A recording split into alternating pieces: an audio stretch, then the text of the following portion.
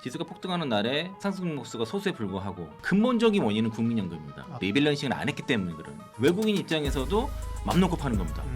연기금이 너무 지금 안이하게 대응을 했다. 더 미루면은 반도체만 가는 상황이 있을 수 없잖아요. 국민연금이 그래서 지금부터 리밸런싱을 상당히 잘해요.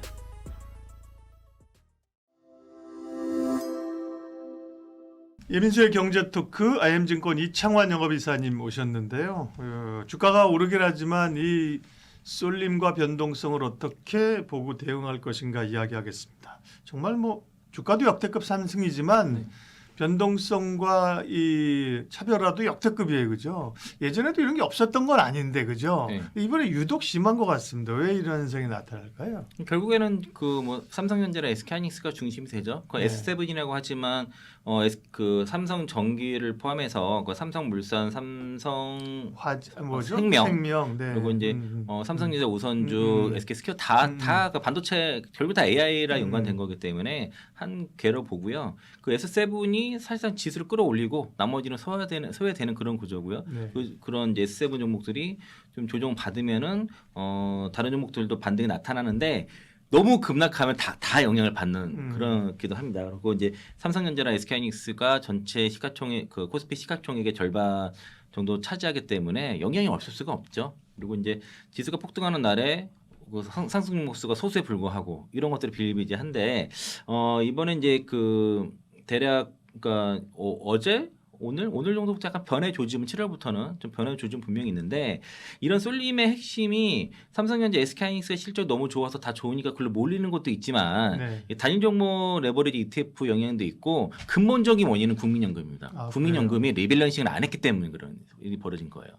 단일 종목 레버리지 ETF 이런 영향들은 얘기를 많이 하고 있지만 국민연금이 리밸런싱을 안 해서 그렇다. 네. 그러니까 국민연금 리밸런싱을 유예했잖아요. 오늘부터 그렇죠. 시작했잖아요. 네. 그러니까 6월 말까지 이렇게 되면은 국민연금이 판다는 그 리밸런싱을 한다는 두려움이 있으면은 쉽게 레버리지 배틀을 못 하죠.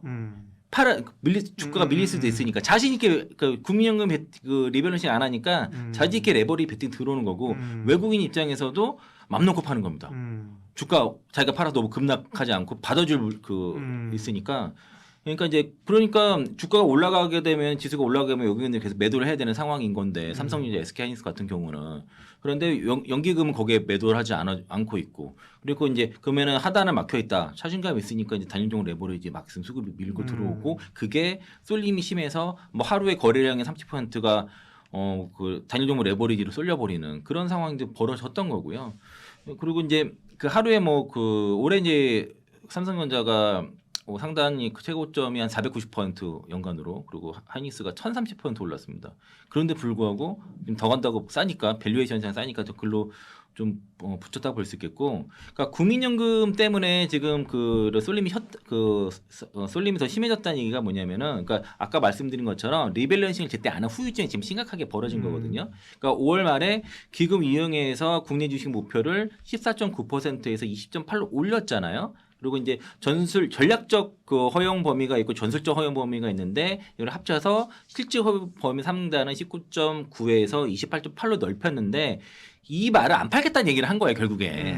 당분간 안 팔겠다. 근데 그거는 7월부터 하겠다는 거고, 그리고 코스피가 이제 그 6월 말에 어떤 최고 그 허용 그 8,175로 넘어갔을 때 이미 28.8로 넘어갔었어요.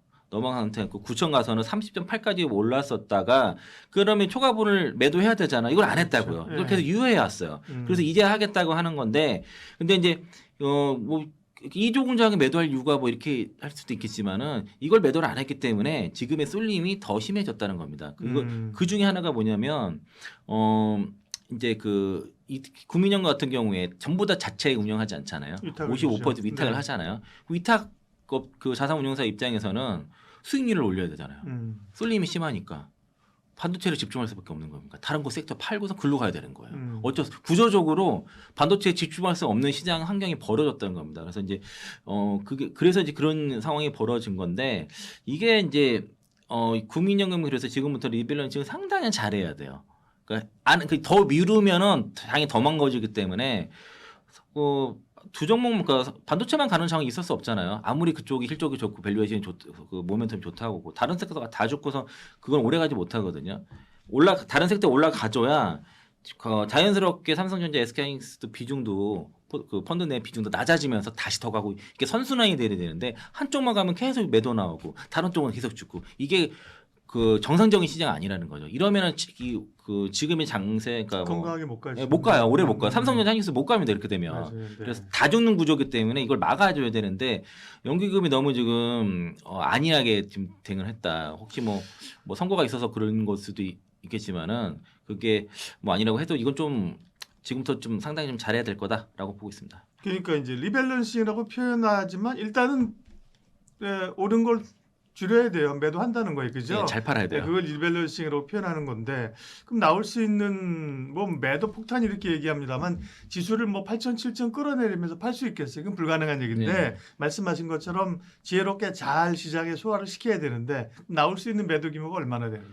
그러니까 지금 그 금융당국에서는 정부 그 증권사에서 말하는 수치대에서 말이 안 된다고 얘기를 하고 있어요. 그러니까 뭐 신영인권에서는 일단 그 25일자 그러니까 지난달 25일 기준으로 해서 규모를 대략 뭐 한 74조에서 뭐 97조 이렇게까지 얘기했는데 그 대략 8천에서는 뭐 대략 한 7조 9천억, 뭐 8,500에서는 14조, 9천에서는 대략 한 37조, 9,500에서는 59조, 그 최대 그 TA를 최대 전략적 전설 허용 범위를 최대치로 했을 때 그리고 만약에 이제 그걸 사용하지 않을 경우에는 9천에서는 74조 그리고 그 8,500에서는 51조 이런 식으로 얘기를 하고 있어요. 근데 이제 금융당국에서 여기서 인정하지 않고 있어서 그래서 요거는 이제 사실은 여기 그 전략에 대해서 감추잖아요.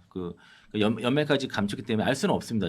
그리고 그 전략을 노출했을 때 이걸 역이용하는 그렇죠. 수급들이 있기 때문에 여기서 감추는데 어쨌든 매도 압력이 분명히 있는 건데 최대한 좀 나눠서 매도하고 시장에 충격이 없도록 하겠다는 게 이제 방침이지만은 어쨌든 이것 때문에 그 연기금의 리밸런싱 매도 압력 때문에 대략 지수는 상당히 막혔다라고 봐야죠. 그렇죠. 그러면은 삼성전자랑 SK하이닉스가 그렇게 상당히 너무 급락만 하지 않고 옆으로만 행보해 주면은 다른 섹터가 살아날 수 있습니다. 근데 삼성전자 SK하니까 급락해 버리면 안 돼요. 또 왜 그러냐면은 너무 싸지잖아요.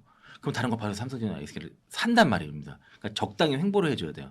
횡보를 해주면은 빠지면 또 산다. 아예 그러면 안 돼. 그러니까 너무 급락하면 안 돼요. 그러니까 빠졌다가 올랐다 이런 식으로 횡보해주면 어떤 일이 벌어지냐면은 레버리지 ETF가 녹습니다. 그렇죠. 그러면 그걸 배팅 못 들어와요. 네. 지난달에 SK하이닉스 단일 종목 레버리지 그 월 상승률이 11%였는데 SK하이닉스 상승률이 12%였습니다. 단일 종목 레버리지가 녹아야 돼요. 그래야지 시장이 건드려집니다. 그러면은 삼성전자 SK하이닉스가 한 방향으로 쭉 급등하면 안 되겠죠.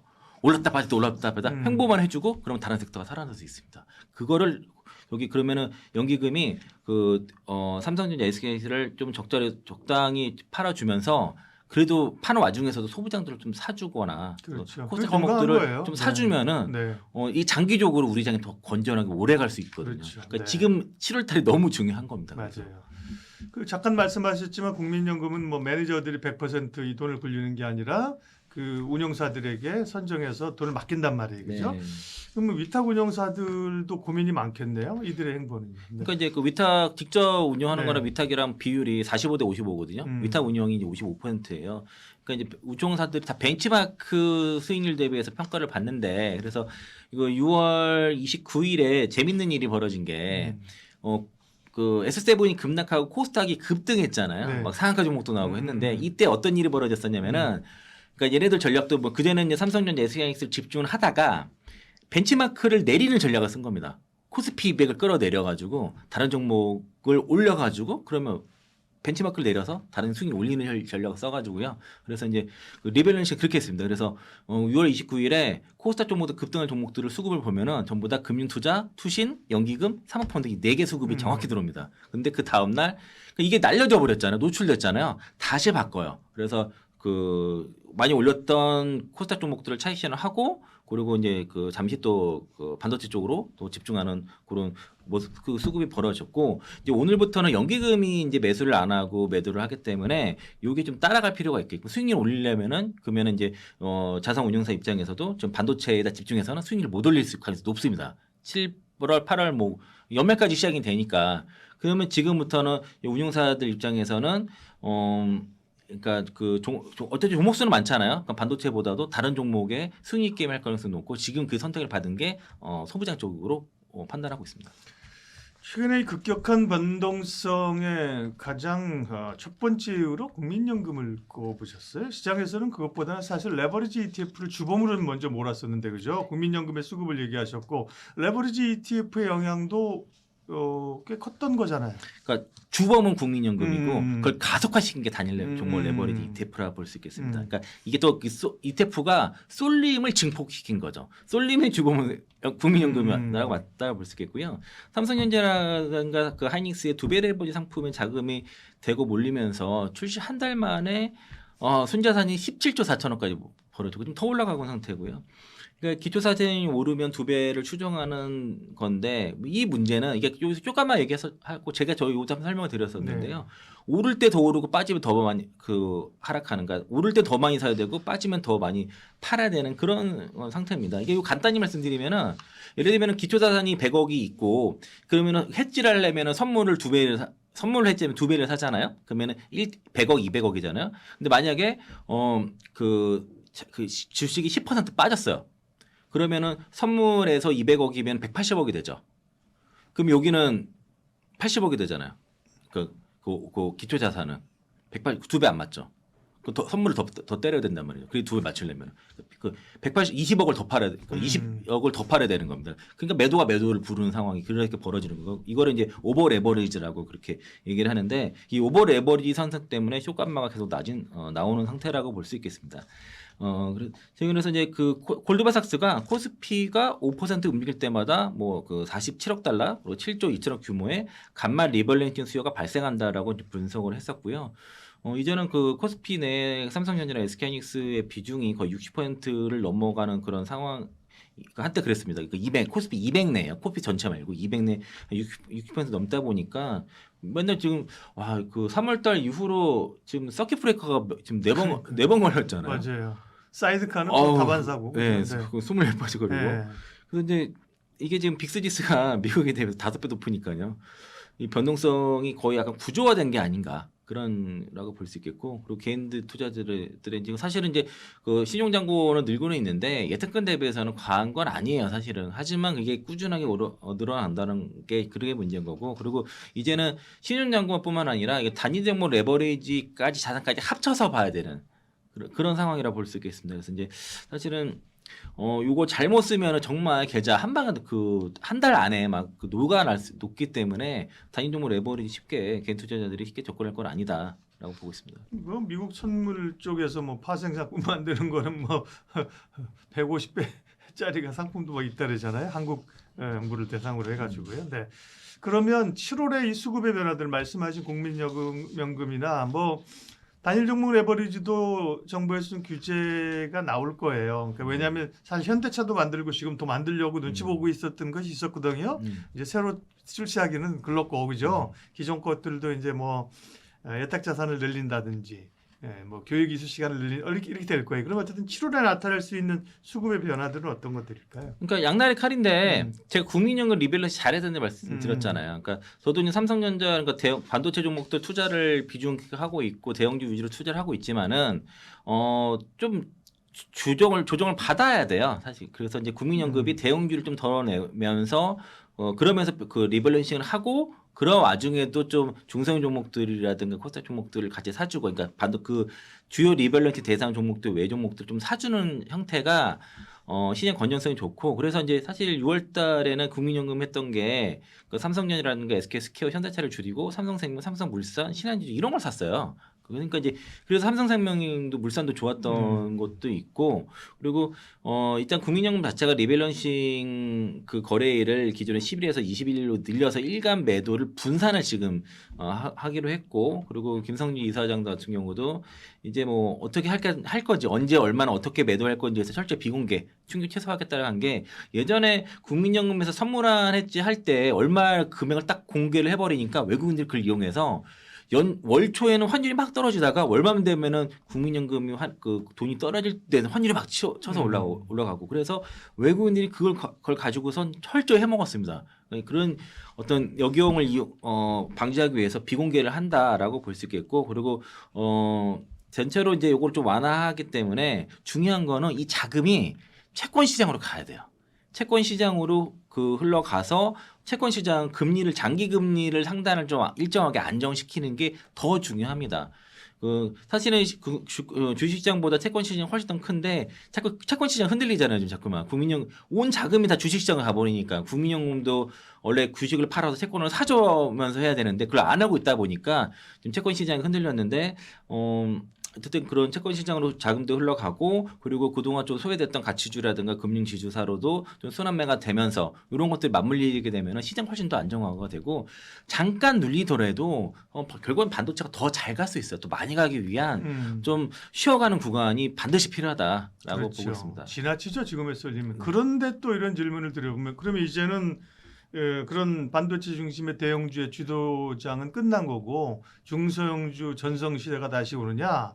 그럴 수는 없잖아요. 주도주가 반도체. 그건 아니죠. 그건 아니고 쉬어가는 거죠. 근데 그렇게 되길 바라는 거죠. 이게 우선 더 가버릴 수도 있어요. 그러니까 뭐 NH투자증권에서는 뭐 삼성전자, SK하이닉스, 솔림 당분간 뭐 길게 1년 더 이어질 수 있다라고 볼 수 있기도 하고 그리고 이제 이게 매그니피센트 7이 사실 한때 또 그랬잖아요. 근데 지금 그 반도체 비중이 거의 우리나라뿐만 아니라 지금 중국도 그렇죠. 일본도 그렇고 대만도 그렇고 미국도 그렇고 다 전 세계 공통적으로 나타나는 현상이라는 겁니다. 그게 이제 그 M7이만 가던 미국 시장과 상당히 닮았다라는 게 이제 증권사 얘기도 하고 있고 또 하나가 밸류가 비싸지 않다는 겁니다. 쏠림이 있지만 그러니까요. 이 쏠림만큼 예전에 매그니스 M7은 밸류에이션이 높았어요. 고점을 찍고도 더 가는 1년 넘게 더 올랐고 그 쏠림 풀린 게 자체가 결국에는 실적 성장세가 꺾일 때였는데 삼성전자, SK하이닉스는 다른 점은 밸류에이션이 낮다는 겁니다. 프리미엄 자체를 못 받고 있는 상황이기 때문에 아마 이제 그래서 아까 말씀드린 게 조정을 받더라도 급락해서는 안 돼요. 그러면 다시 그걸로 몰려가기 때문에 대기 수요가 많다니까요. 그 현금인들이 대부분. 그래서 이제 그러지 않고 계속 이제 레버리지가 못 가도록 계속 올랐다 빠졌다 이렇게 흔들어 주면은 레버리지 베팅이 자연스럽게 줄어들게 돼요.